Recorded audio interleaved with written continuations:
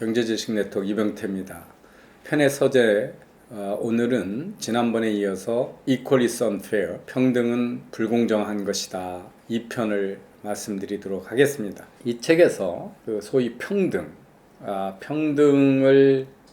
주장하는 사람들이 평등을 최고의 가치인 것처럼 주장하는 사람들이 역사적으로 상당히 많고, 특히 이제 이번 우리나라의 문정부가 평등주의자들이죠. 이 평등주의자들이 매일 하는 거는 부를 재분배하겠다는 이야기입니다. 그런데 이제 평등주의자들이 부에 대해서 두 가지 가정을 합니다.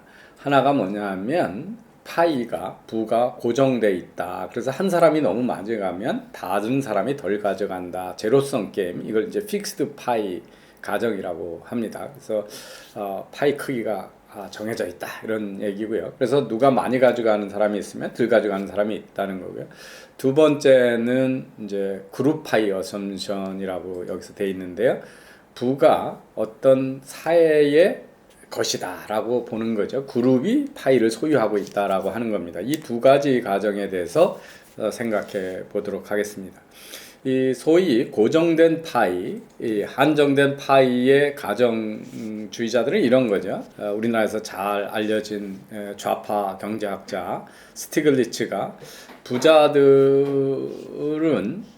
자기보다 아래에 있는 대중의 희생 때문에 정상에 오를 수 있다, 이런 얘기를 합니다. 그러니까 부자가 된 것은 나머지 대중들의 희생을 강요해서 거기로부터 부를 뺏었기 때문에 부자가 된다는 이야기를 합니다. 놀랍죠? 경제학자가 이런 얘기를 하는 거를 보면. 그 다음에 이제 여러분 21세기 자본론의 피케티는 이제 미국의 불평등은 우루과이, 니카라과나 베네수엘라보다 심하다, 뭐 이렇게 이야기를 합니다. 그때 이 불평등이 마치 미국 사람들이 우루과이나 니카라구아나 구아나나 베네수엘라보다 더 잘못돼 있는 사회고 더 가난한 사회인 것처럼 얘기를 합니다. 이들은 이제 앞에 이런 분배론자들의 주의, 우리나라에 뭐 숱하게 지금 주장하는 부의 재분배주의자들에서 이들이 하는 가정에서 하나 이제 무시되는 게 뭐냐 하면, 부는 만들어져 있는 것이 아니라 부를 만드는 과정에 대해서 이분들은 생각을 안 한다. 이 부를 만드는 과정을 우리는 생산이라고 합니다. 토마스 소웰이 얘기했듯이 지금 우리가 놀라워야 해야 할 일은 그렇게 가난한 사람이 많이 있냐는 게 아닙니다. 그렇게 많은 사람들이 부자가 됐을까가 사실은 우리 인류 역사사에서 놀라운 일이라는 거죠. 왜냐하면 자본주의 사회 이전에는 부가 거의 존재하지 않았기 때문입니다. 부가 어디서 나오냐 하면, 부는 사실은 자연에서 오는 게 아니라 대부분 사람들의 아이디어에서 창출이 된다. 우리나라가 자연이 준 부를 가지고 있다 그러면 우린 참 못 사는 나라야 되는데, 전 세계에서 30위 안에 부국 1인당 국민소득으로 30위권 안으로 들어있는 부자가 돼 있습니다.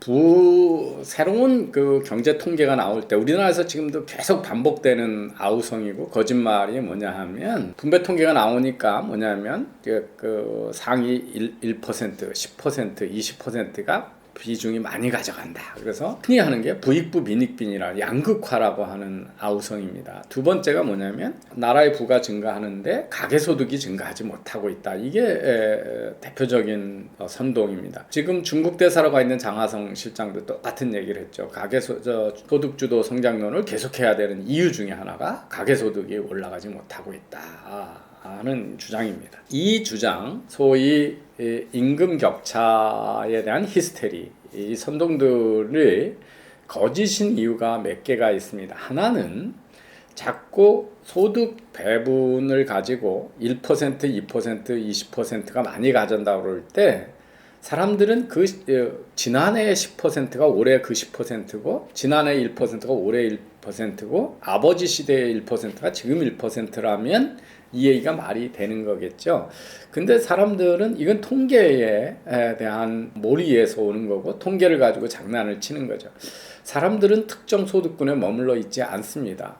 그러니까 미국인은 11%는 인생에서 탑 1% 안에 다 들어가는 경험을 합니다. 우리나라도 마찬가지입니다. 그 청년들은 소득통계에 나오는 최하위 소득군 중에 하나가 대학생 알바 소득일 텐데, 그들은 대학을 졸업해서 대기업의 정규직으로 되는 순간에 최하위 10%에서 최상위 30% 안으로 대반 점핑을 하죠. 미국의 통계를 보면 하위 20%의 절대 다수가 상위 20% 소득군에 속하는 경험을 합니다.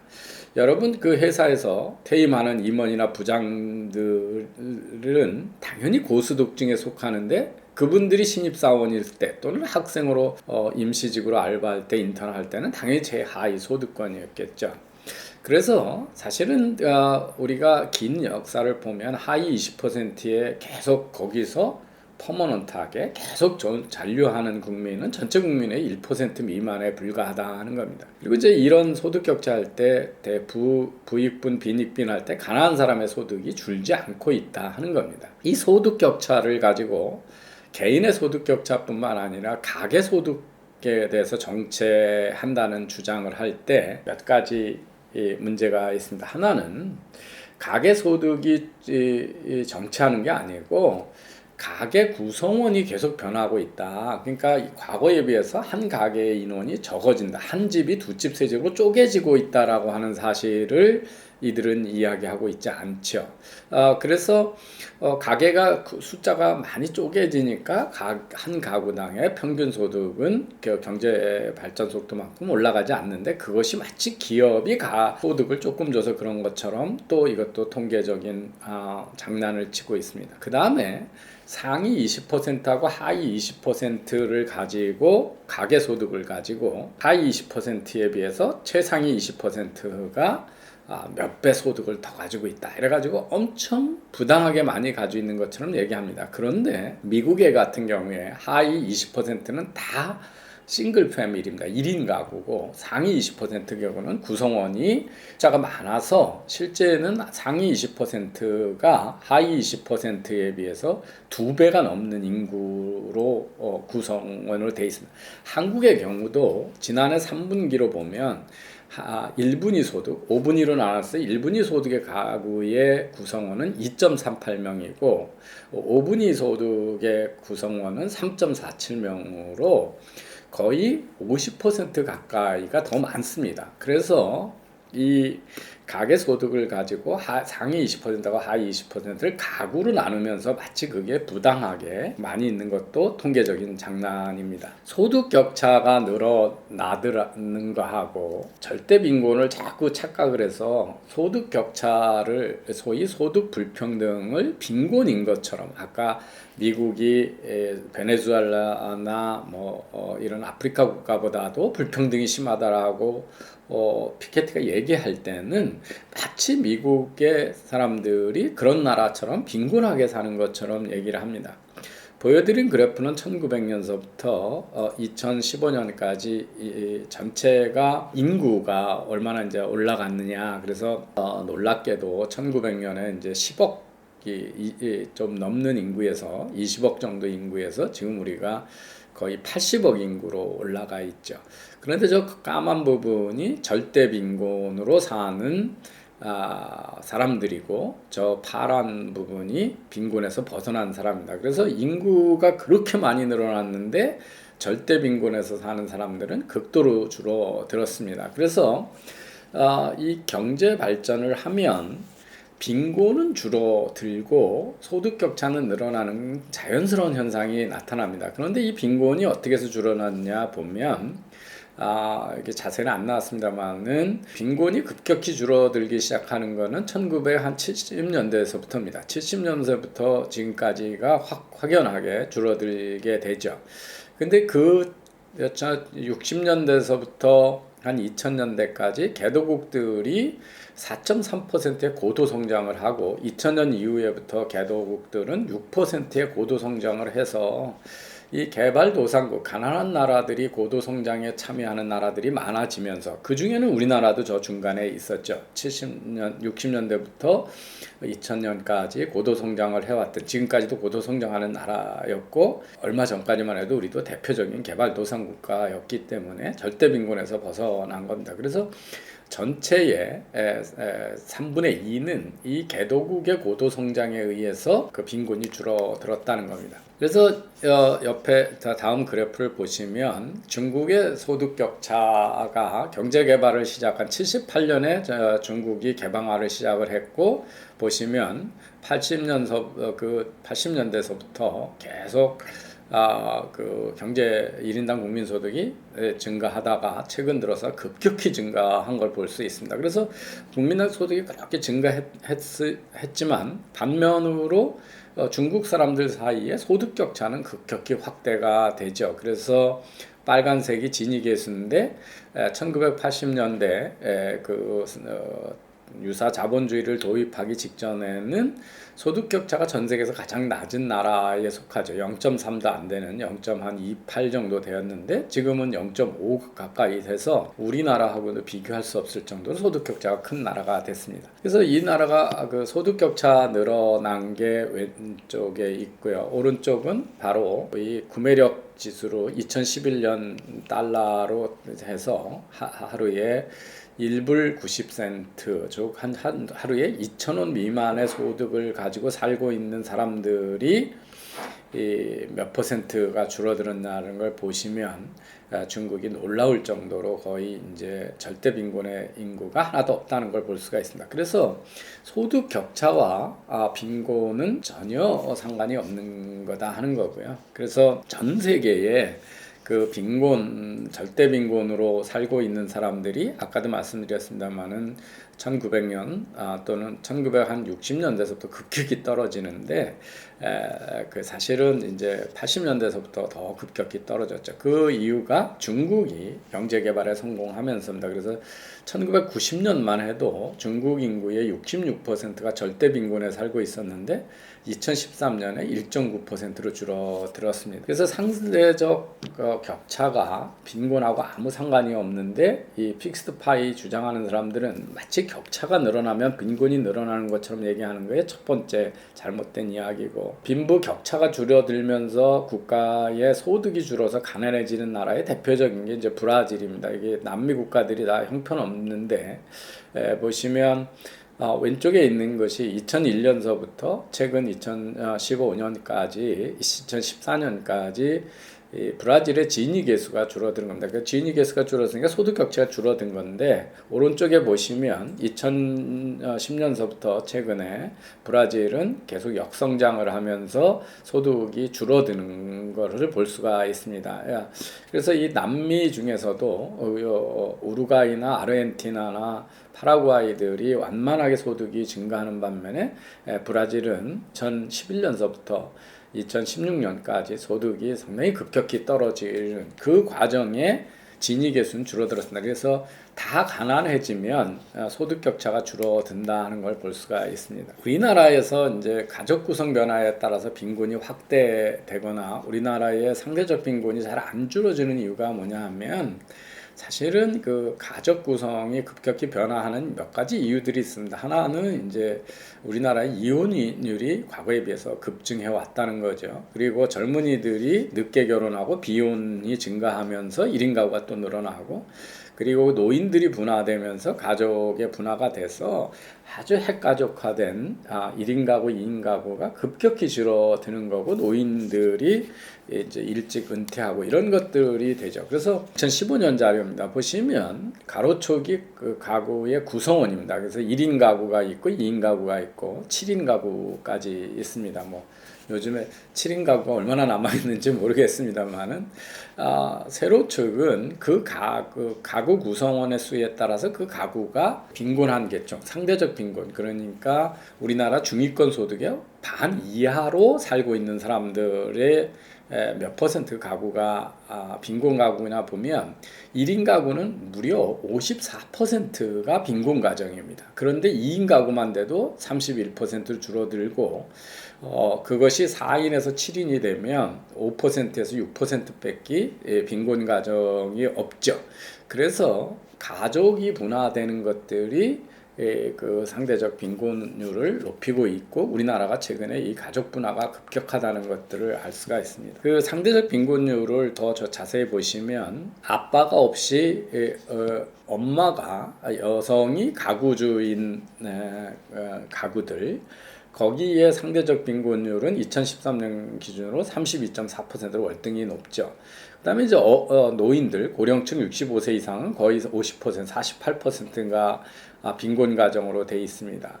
또 높은 쪽이 바로 1인 가구입니다. 1인 가구고요. 그다음에 이제 엄마 아빠 한 분만 있는 그 자녀를 데리고 있는 쪽도 상대적으로 높습니다. 그래서 대부분은 이렇게 가족 구성의 변화가 상대적 빈곤율을 높여온다는 걸 알 수가 있습니다. 그래서 우리나라의 상대적 빈곤율을 보시면 2096년부터 2015년 사이입니다. 고령 인구의 상대적 빈곤율이 확 올라가고 편모 가정이 올라가서 고용된 인구들의 빈곤율은 늘어나지 않습니다. 그래서 시장에서 빈곤 격차가 늘어난 게 아니라 대개는 가족 구성에 의해서 된다. 그래서 이제 이 소득 격차를 가지고 주장하는 사람들이 부익부 빈익분으로 그 주장을 하지만 그런 경우는 되게 없다.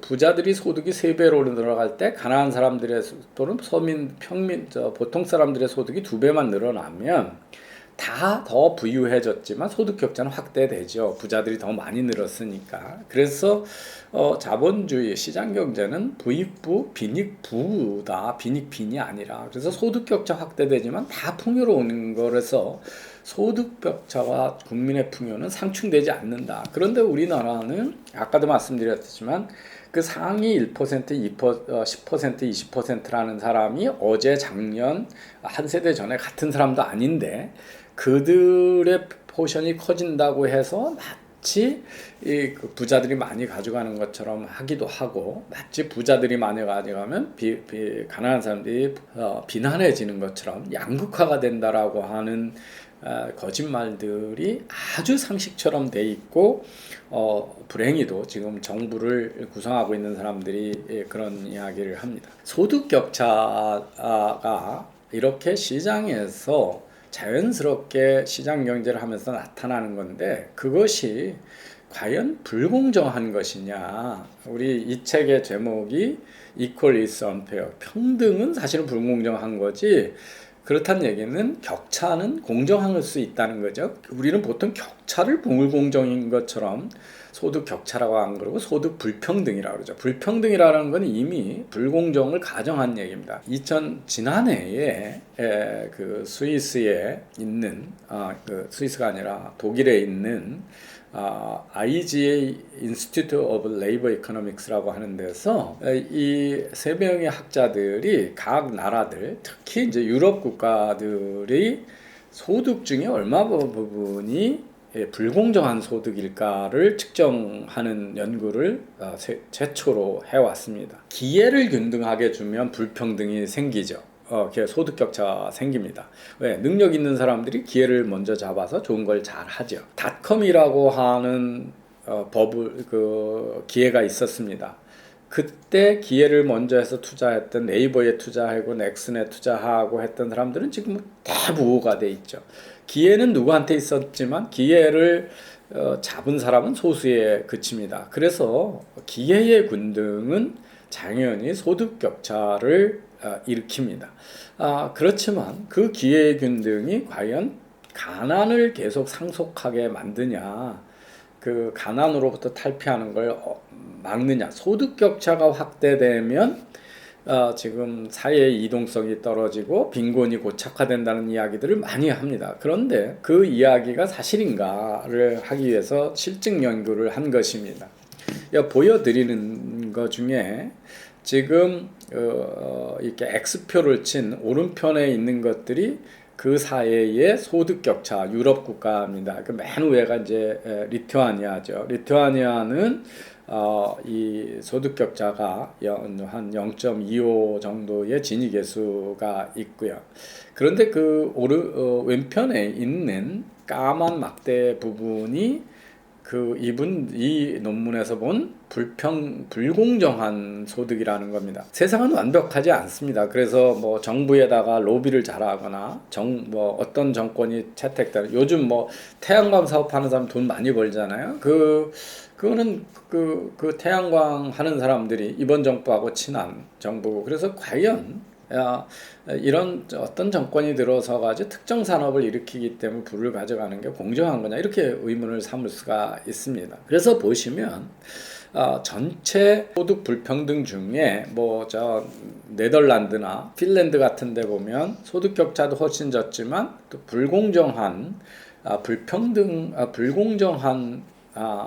그 소득 격차 그 부분도 훨씬 적습니다. 그래서 제가 unfair한 거, 그러니까 불공정하게 가져간 완전한 경쟁이 아니라 불공정한 경쟁에서 가져간 소득은 전체 소득의 10%에서 20%가 채 안 되는 거죠. 그러면 여러분이 우리가 재분배를 한다고 했을 때, 또는 어떤 부자가 부자인 이유 중에 10%에서 20%가 불공정한 것이고 8, 90%가 그 사람의 노력 또는 운에 따라서 가져간 거라고 그러면, 그걸 8, 90%의 노력을 부인하면서 1, 20%가 잘못된 거니까 다 우리가 뺏어서 나눠야 되냐, 이런 이야기를 한다는 게 맞지 않다는 거죠. 보여드리는 것은 그 같은 연구에서 1970년에서부터 2014년까지 미국에서 우회가 전체 소득 격차고 밑에가 불공정한 소득,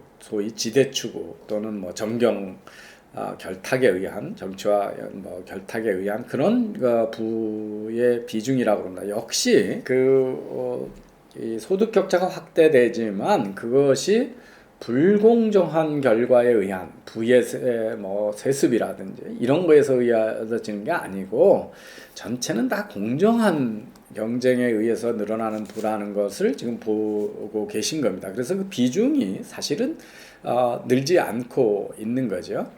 뭐 절대 숫자로 보면 불공정한 것이 늘어났지만 전체 소득 격차에서 차지하는 비중으로 보면 되려 더 줄고 있다는 걸 보실 수가 있습니다.